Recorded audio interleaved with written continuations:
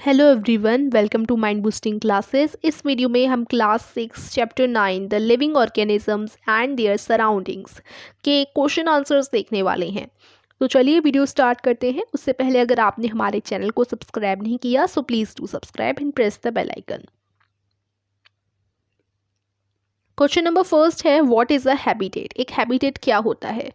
और मैं बता दूं कि ये जो चैप्टर है the living organisms and their surroundings, इसकी एक्सप्लेनेशन वीडियो ऑलरेडी हमारे चैनल पे डली हुई है। आप जाकर के देख सकते हो, डिस्क्रिप्शन में मैं आपको लिंक दे दूंगी। अब हम क्वेश्चन नंबर 1 देखेंगे, व्हाट इज़ अ हैबिटेट। तो आंसर देखते हैं इसका। हैबिटेट क्या होता है। वैसे देखिए, जिस एरिया में कोई भी ऑर्गेनिज्म रहता है वो उसका हैबिटेट होता है। The surrounding of where plants and animals live, survive and reproduce is called their habitat. जहाँ पर प्लांट्स एनिमल्स रहते हैं, सर्वाइव करते हैं और रिप्रोड्यूस करते हैं, वही उनका हैबिटेट होता है।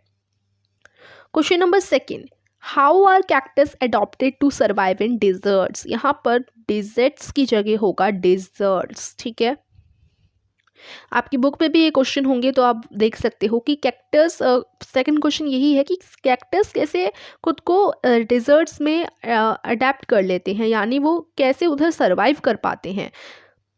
तो देखिए, एडेप्टेशन क्या होता है। एडेप्टेशंस का मतलब होता है, एडेप्टेशन का मतलब कि आप अपने जिस हैबिटेट में रह रहा है कोई भी ऑर्गेनिज्म, प्लांट या एनिमल, तो वो अपने आप को वहाँ के सारे क्लाइमेट वगैरह के हिसाब से अपने आप को अडेप्ट कर लेता है।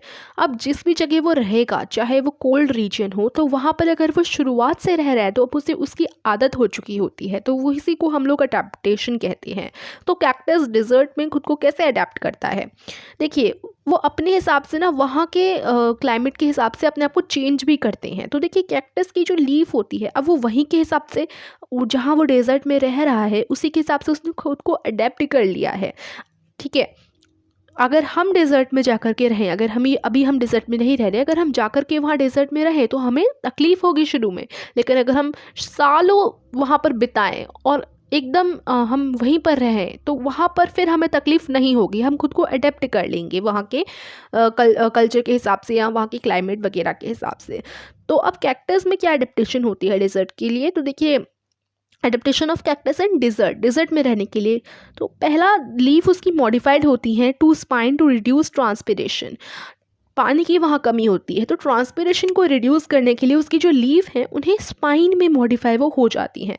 फोटोसिंथेसिस स्टेम्स करते हैं उनमें, और जो स्टेम है वो कवर्ड होता है एक थिक वैक्सी लेयर से जो उसे वाटर को रिटेन करने में मदद करे। कैक्टस में रूट्स होती हैं जो सॉइल के बहुत डीपली जाकर के होती हैं, काफ़ी डीपली जाती हैं सॉइल के, जिससे वाटर ऑब्जर्व हो वहाँ से। तो ये क्वेश्चन नंबर 2 का आंसर हो गया। Question number 3, fill in the blanks हैं। The presence of specific feature which enable a plant और animal to live in a particular habitat is called. कि स्पेशल फीचर्स का प्रेजेंस होना जिसमें एक प्लांट और एनिमल जिससे क्या कर सके, किसी पर्टिकुलर हैबिटेट में रह सके, उसको हम क्या कहते हैं।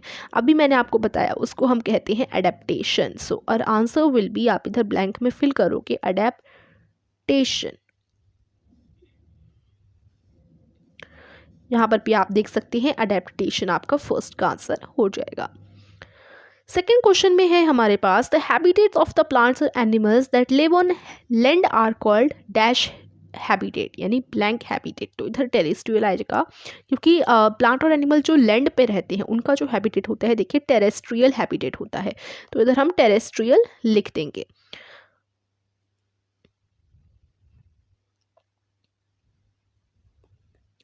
मैं एक बार फिर कहूँगी कि अगर आपने अच्छे से चैप्टर को नहीं समझा तो आप वीडियो ज़रूर देख लीजिएगा, मैंने बना रखी है इस चैप्टर के ऊपर।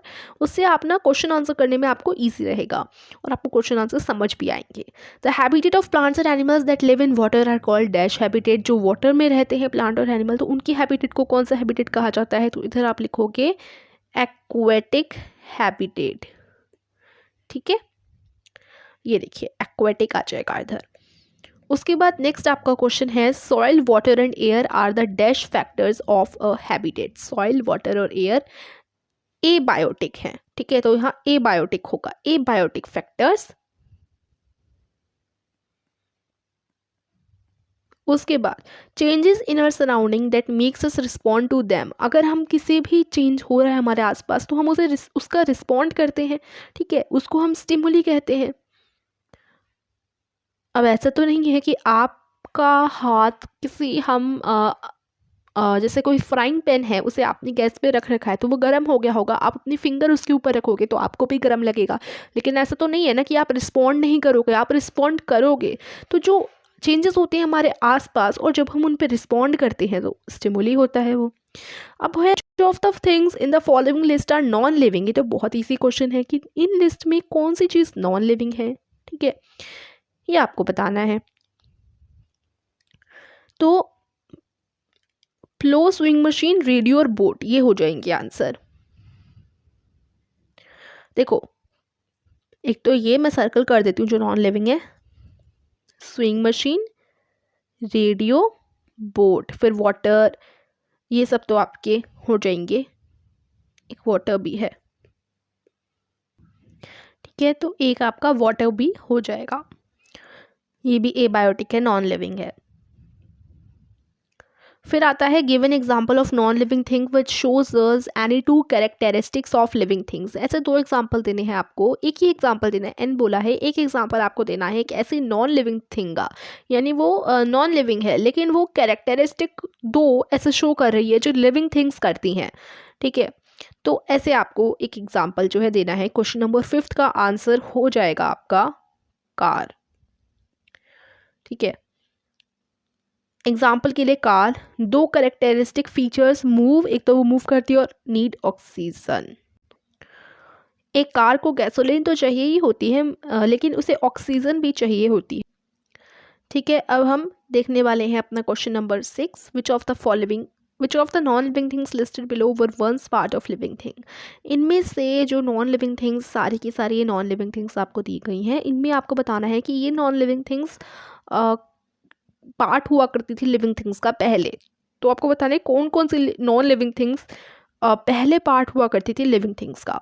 तो क्वेश्चन नंबर 6, इसमें से butter, leather, would, wool, cooking oil और एप्पल रबर, इन पे आप कर लेंगे, इनको आप लिख लेंगे कि ये पहले वंस पार्ट, बिकॉज ये जो थी वो पार्ट रह चुकी हैं लिविंग थिंग का पहले, ठीक है, were once parts of living thing. उसके बाद नेक्स्ट है list the common characteristics of living things. Common जो आपके कैरेक्टरिस्टिक्स होते हैं लिविंग थिंग्स के कि वो मूव कर पाते हैं, उनकी ग्रोथ होती है ना, और बाकी वो रिप्रोड्यूस कर पाते हैं, रिप्रोड्यूस हो गया। उसके बाद वो और क्या कर पाते हैं, ब्रीथ करते हैं यानी रेस्पिरेशन। एक मिनट में क्या करती हूँ, देखो आपको यहीं से दिखा देती हूँ। ये देखिए आंसर नंबर 7, इसमें सारे जो कॉमन कैरेक्टरिस्टिक होती हैं लिविंग थिंग्स के सारे हैं कि ग्रोथ होती है, उन्हें फूड की ज़रूरत होती है, रेस्पिरेशन, रिस्पॉन्स करते हैं स्टिमुली का, एक्सक्रीशन, रिप्रोडक्शन, मूवमेंट, ये सारी की सारी कॉमन चीज़ें हैं जो करती हैं लिविंग थिंग्स। लेकिन ऐसा नहीं है कि अगर नॉन लिविंग थिंग्स में ये सब अगर किसी में है ना तो वो लिविंग ही होगा, ये एकदम नॉर्मल सी बात है, ठीक है। ऐसा नॉन लिविंग हो सकता है कि उसमें ऐसा हो कि वो मूव कर सके, जैसे कार हमारी मूव कर सकती है, लेकिन क्या वो लिविंग थिंग है, नहीं है, क्योंकि उसमें सिर्फ एक कैरेक्टरिस्टिक है और कोई तो कैरेक्टरिस्टिक है ही नहीं ना, इसी वजह से। उसके बाद लास्ट क्वेश्चन है कि आपको एक्सप्लेन करना है वाई स्पीड इंपॉर्टेंट है, क्यों speed is important for survival in the grasslands for animals that live there. तो देखिए देयर आर फ्यू हिंट भी दे रखी है, देयर आर फ्यू ट्रीज और places for animals to hide in grasslands habitats. तो देखिए स्पीड क्यों इंपॉर्टेंट है, जो भी रहते हैं ग्रासलैंड्स में एनिमल, उनके सर्वाइवल के लिए स्पीड क्यों ज़रूरी होती है। हिंट ये है कि वहाँ पर कुछ ट्रीज और ऐसी जगह भी होती हैं जहाँ पर वो लोग छुप पाएँ, ठीक है। तो देखो एनिमल्स को ना, कुछ एनिमल्स के लिए जगह होती हैं जहाँ वो छुप पाएँ, फ्यू ट्रीज होते हैं जिनके पीछे वो छुप गए, क्योंकि देखो टाइगर जो है डियर को खाता है, तो डियर को बचने के लिए तो फास्ट रन करना पड़ेगा टाइगर से जिससे वो बच पाए। तो यही देखो बहुत सिंपल सा ही आंसर है। ग्रासलैंड में ना जैसे टाइगर है वो अपने प्रे को ढूंढेगा, वो हो गया हमारा डियर, ठीक है, डियर को टाइगर खाता है, तो डियर को तो फास्ट रन करना ही पड़ेगा जिससे वो बच सके टाइगर से। तो इसी वजह से स्पीड बहुत इंपॉर्टेंट होती है ग्रासलैंड के एनिमल्स के लिए, जिससे वो बच पाएँ, ठीक है। तो ये आपका आंसर हो जाएगा लास्ट क्वेश्चन नंबर 8 का। तो ये आपके सारे क्वेश्चन आंसर्स कंप्लीट होते हैं इस चैप्टर के। आई होप ये वीडियो आपको अच्छी लगी हो, वीडियो पसंद आई हो तो वीडियो को लाइक और चैनल को सब्सक्राइब कीजिए। Thank you so much for watching.